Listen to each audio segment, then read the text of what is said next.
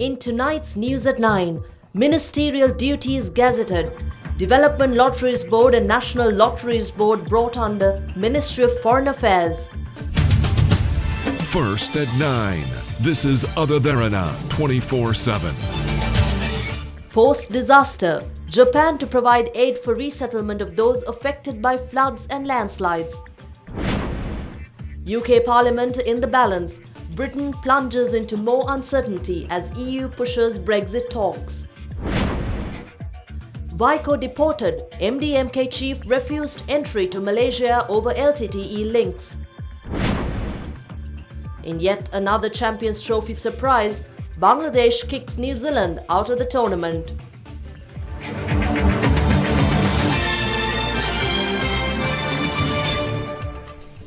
Good evening. This is your primetime news at 9. I'm Indhivari Amwat. We take a look at your top story making news tonight.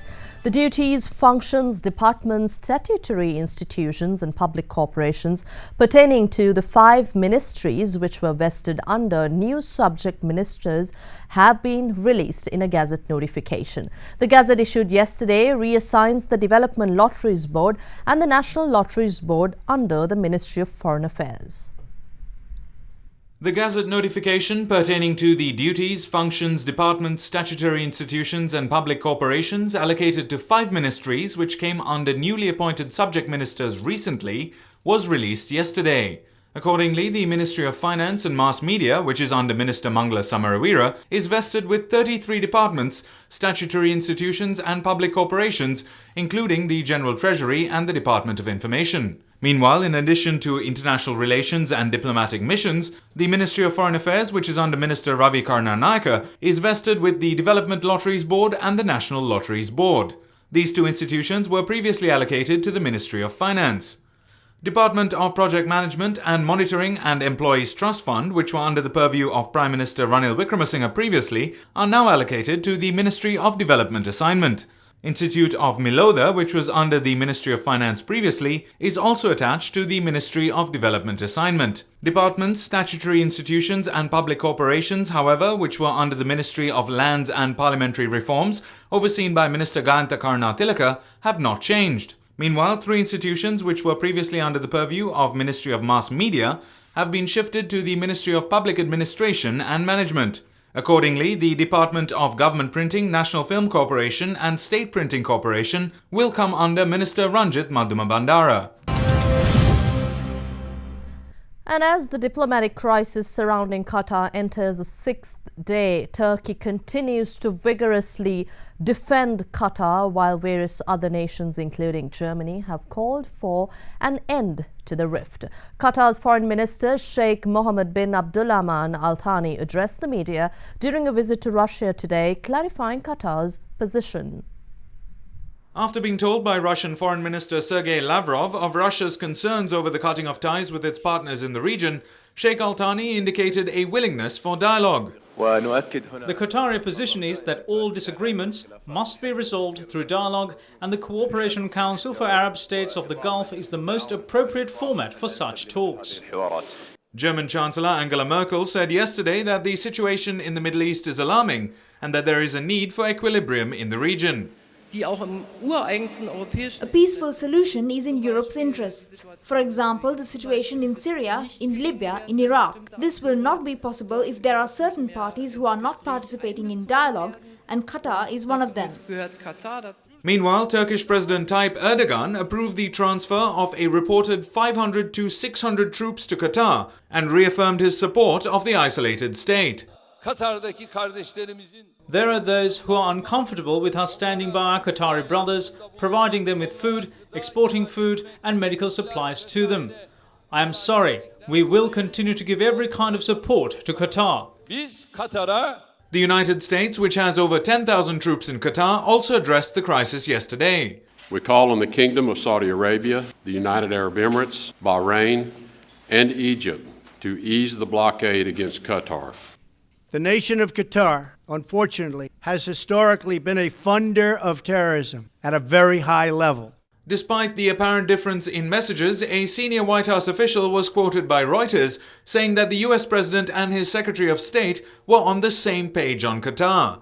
Meanwhile, Minister of Special Assignment Dr. Sarath Amunugama told Other Derana that it would be in Sri Lanka's best interests if the diplomatic crisis is resolved. The Qatar problem was evolving for quite some time. The main problem is really not Qatar, but Iran. The United States and Saudi Arabia think that Iran is the instigator of terrorism. So Qatar has taken a more flexible view, and this has upset the other countries. So what I feel they are trying to do is to detach Qatar from Iran. We have relations with both sides, especially our migrant workers. We should not try to take sides, but try to hope that they will all come to some common ground. We also spoke to Nilanthan Niruthan and Hasalaka Arampola from the Bandaranaike Centre for International Studies. Iran's involvement in this has to be seen in the context of the Sunni-Shia rivalry, which dictates most of Middle Eastern politics. Iran is accused of backing and arming insurgent groups in the eastern parts of Saudi Arabia, where there are large Shia Muslim populations. And now the Saudis and their allies claim that Qatar is aiding Iran in this endeavor, that Qatar is helping Iran spread what they call a terrorist agenda in the Arab world. Because in their statements released, no one has really presented material evidence linking the Qatari government with any Iranian-backed terror group. However, this seems to be the position that they've all taken up. I think this is a dispute among allies, and in 3 months' time, the ground will shift. I don't think Sri Lankan expats need to be too worried about this, but hopefully in time all countries will walk away from funding of terrorism and countries will learn from this. Taking a look at the economic fallout from the country's isolation. Now, rating agency Standard & Poor's downgraded Qatar's credit rating from AA to AA- earlier this week and claimed in its statement that it has put the country's rating on credit watch negative for further review, meaning that a further downgrade is very likely to take place. S&P said that the move by some Arab states to cut diplomatic ties with Qatar will exacerbate Qatar's external vulnerabilities and could put pressure on economic growth and fiscal metrics. The Qatari rial fell to an 18-month low against the United States, or rather the US dollar, on Friday, but analysts say that the world's top liquefied natural gas exporter is so rich that it could offset the threatened capital outflows by liquidating just a portion of its financial reserves.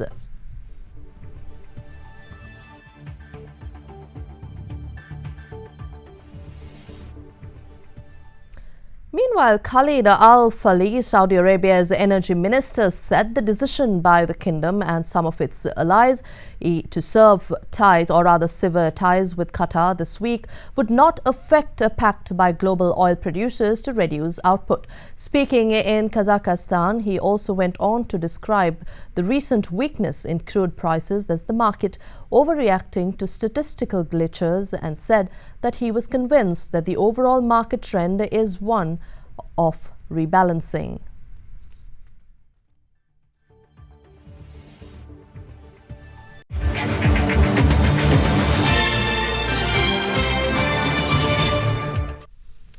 Welcome back to the news. We take a look at your top stories tonight. Once again, as we're back, let me take you to the Minister of Disaster Management, Anura Priyadarshana Yapa, saying that the government of Japan has agreed to provide aid for the resettlement of those who were affected during the recent disaster. He made these remarks at the event for the presentation of a report by the Japanese disaster relief expert team who investigated the cause of the disaster. The final investigation report, themed Safe and Resilient Sri Lanka for the Future, was handed over to Minister of Disaster Management Anura Priyadarshana Yapa by the Japanese disaster relief expert team today. The report made 6 recommendations to the Sri Lankan government. Accordingly, they are early warnings and dissemination, promotion of resettlement from risk area, land use plan and regulation with proper risk profiling for risk area and retention area, hydrometeorology and landslide observations, risk profiling and basin-based disaster risk reduction strategy, investing in disaster risk reduction for sustainable development. During the event, Ambassador of Japan to Sri Lanka, Kenichi Suganuma, explained the concept of Build Back Better. This idea of taking the opportunity of disaster to make the infrastructure better is called the concept of building back better. That is a concept that has been agreed in the UN Conference on Disaster Risk Management. We should cooperate and make sure that every country invests in disaster risk management so that we can prevent as much as possible future disaster and provide a safe and resilient country for our future generation. Minister of Disaster Management Anura Priyadarshana had this to say.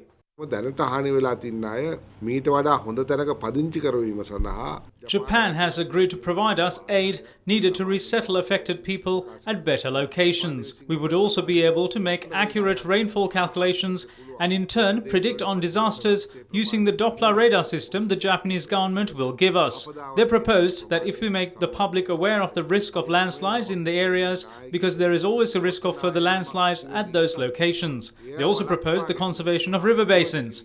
I believe we need to build more water tanks to control large water flows during these kinds of situations.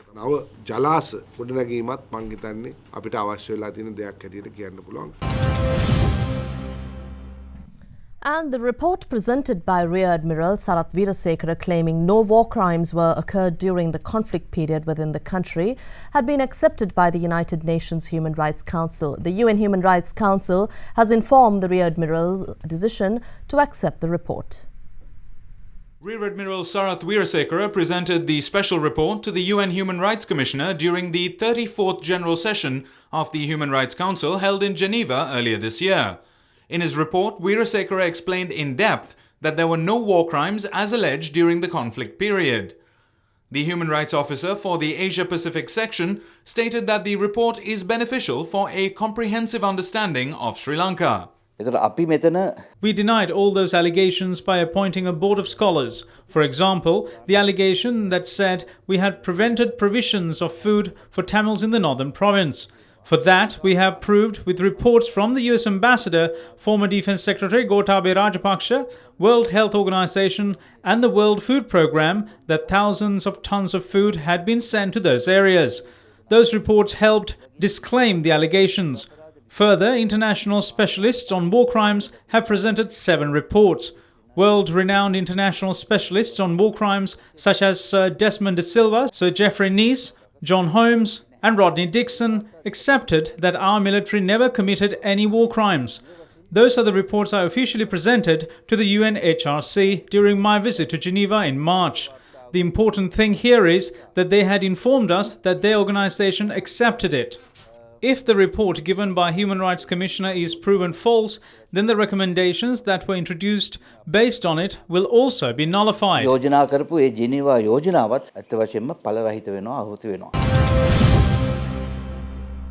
And foreign media say Indian MDMK party leader Vaiko was denied entry into Malaysia yesterday upon his alleged links to the LTTE. Vaiko was stopped at the Kuala Lumpur airport and questioned for several hours and later denied permission to enter the country.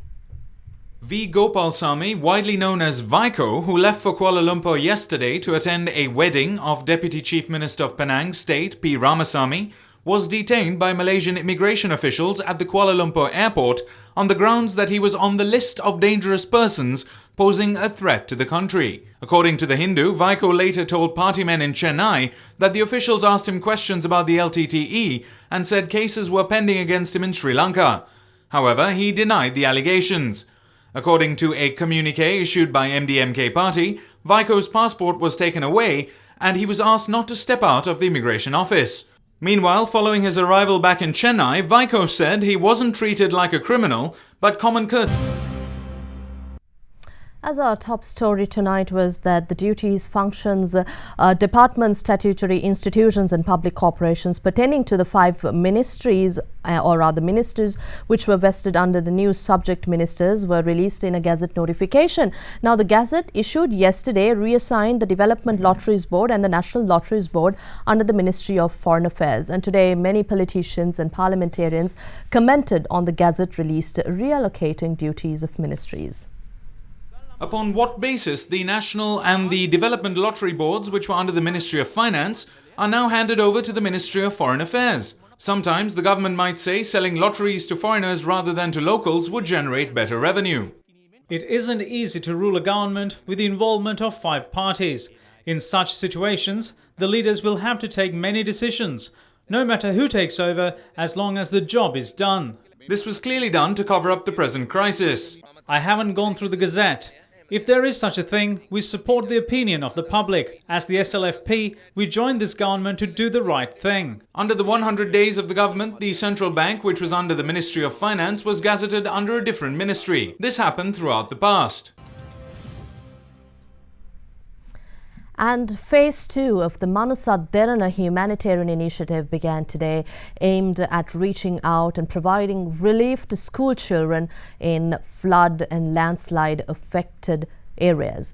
Donors laden with school supplies for disaster affected school children flocked to Derana today.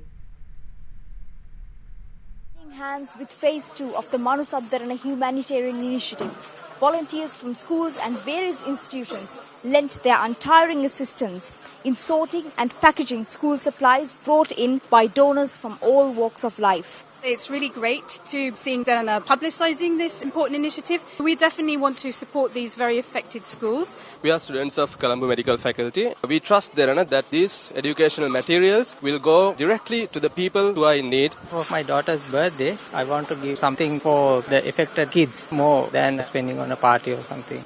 You too can donate school bags, school uniforms, exercise books, pens, pencils and 1,000 rupee vouchers for school shoes from DSI or BATA to the Derana head office at number 320 TB Jaya Mawatha, Colombo 10 from 8:30 am to 4:30 pm tomorrow as well.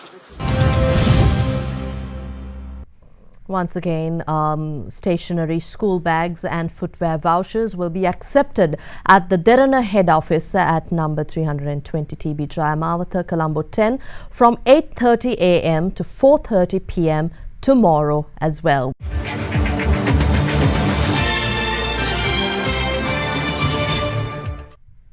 And we have news of several drug busts being made yesterday by the police and Navy. We take a look at that now. The Western Province Anti-Corruption Unit of the Colombo Police Crimes Division seized a stash of heroin weighing 1.84 kilograms while it was being transported by a three-wheeler in Armour Street last evening. A group of 8 officers were deployed for the raid and the stash is valued at 20 million rupees. Meanwhile, Sri Lankan Coast Guard personnel attached to the Northern Naval Command detected 5.5 in the investigations. And Ada Derana was recently informed of a racketeer preying on the unsuspecting public with promises of providing foreign employment. The fraudster from Kirinda in Thissa Maharama was promising employment in Dubai. Many victims of the racketeer told us how they were deceived. First, we went for practices and then we were asked to transfer 50,000 rupees to his account. 1 week later, he asked us to pay another 35,000 rupees for the ticket. We even went to the embassy and then got medical examinations done. He said that he needs 50,000 rupees in cash with the passport. Then he took the money and absconded. Victims also said that he recently vacated his residence. Posing as a prospective victim, we met the racketeer in Rajagiriya. He handled the cash inconspicuously, saying that the money was for air tickets. Sorry. Very good.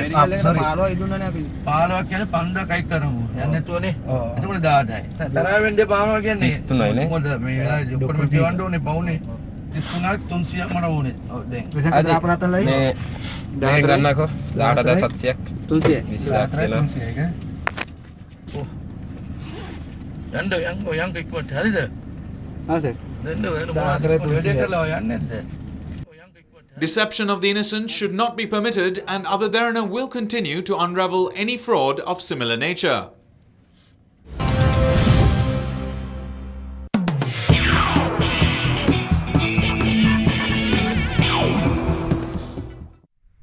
The ICC Technical Committee has approved Dhananjay De Silva as a replacement for Kusal Janit Pereira in the official Sri Lanka squad to play Pakistan in their final Champions Trophy group game. Kusal picked up a hamstring injury during Sri Lanka's 7-wicket victory against India on Thursday. Dhananjay, an off-spinner and top-order bat who averages 25.69 in 16 ODIs, arrived in London today.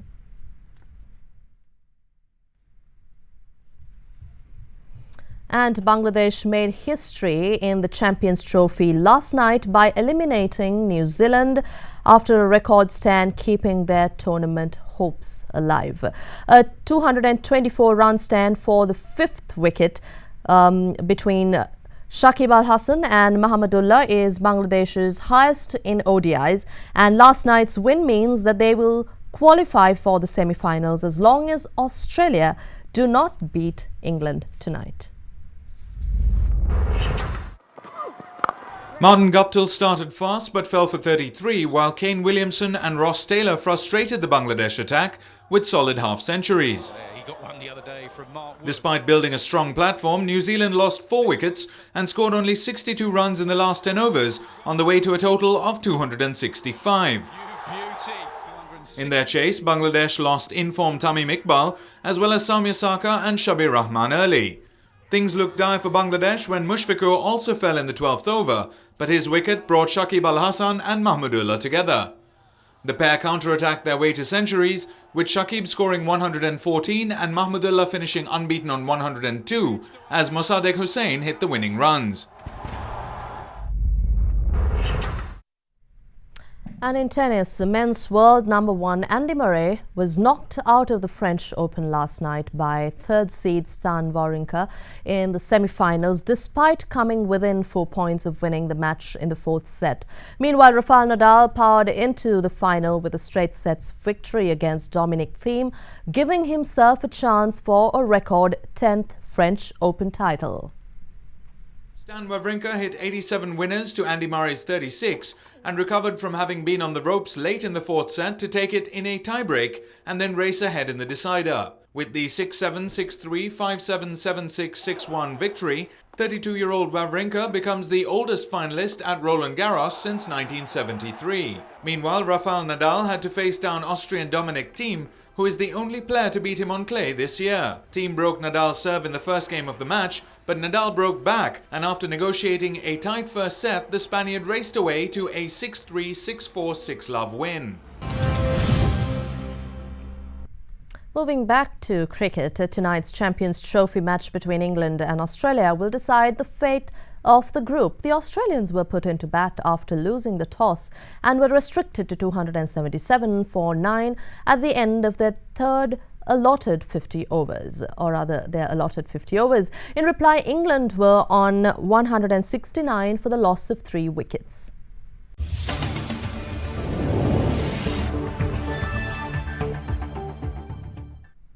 And post-election from UK, the results of all 650 seats in the British Parliament have been confirmed following Thursday's snap general election. And now the issue of Brexit talks looms over the country's future. German Chancellor Angela Merkel says the EU is ready for negotiations. So let's now take a look at the key facts and figures behind the British electoral upheaval. British Prime Minister Theresa May called for snap general elections, hoping to strengthen her party's mandate as Brexit negotiations get underway. The election, however, backfired for the Conservative Party as they were only able to secure 318 seats from a total of 650, falling 8 seats short of the 326 required for a majority. The Conservatives' result was 13 seats less than what they won in the 2015 general election. The Labour Party, however, scored big gains, winning 262 seats in an increase of 30 seats since 2015. The Scottish National Party was able to win just 35 seats, losing 21. The Liberal Democrats won 12 seats with an increase of 4. The Democratic Unionist Party won 10 seats, 2 more than in 2015. Other parties scored a total of 13 seats. With just 318 seats in hand, the Conservatives lost their majority, resulting in a hung parliament, and were outnumbered by the other parties. Premier Theresa May, however, has announced plans to ally with the DUP, and ministers say that initial talks have begun. While the DUP's 10 seats will help the Conservatives form a government, the arrangement comes at a price, as the DUP is expected to use their position as leverage for their demands. They support the UK leaving the EU, but on the condition that its border with the Irish Republic remains frictionless, a position opposed by some Conservatives. The Prime Minister has spoken with me, and we will enter discussions with the Conservatives to explore how it may be possible to bring stability to our nation. Theresa May has faced criticism over the DUP deal, and the Labour Party has urged her to make way for it to form a government. Meanwhile, Nick Timothy and Fiona Hill, Theresa May's closest advisers, have resigned. May had been warned that she faced a leadership challenge on Monday unless she sacked the pair. Meanwhile, in the international arena, German Chancellor Angela Merkel says she sees no obstacles in the way of beginning Brexit talks as scheduled. When Great Britain is ready, we are ready to negotiate. We have finalized guidelines and the plan, and I assume that Great Britain will respect the negotiations calendar. I don't see any obstacles for these negotiations to be finalized.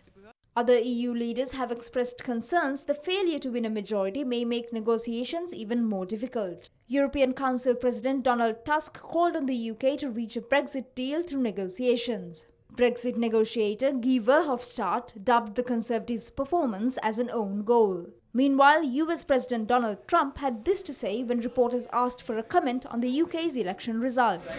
Surprising. And with that, we end tonight's primetime news at 9. But before we go, we'd like to take you to Indonesia, a place known quite appropriately as the Rainbow Village. Once considered a slum, the village was transformed into a tourist attraction for local and international visitors following a colorful makeover. Have a pleasant evening. Stay safe. Good night.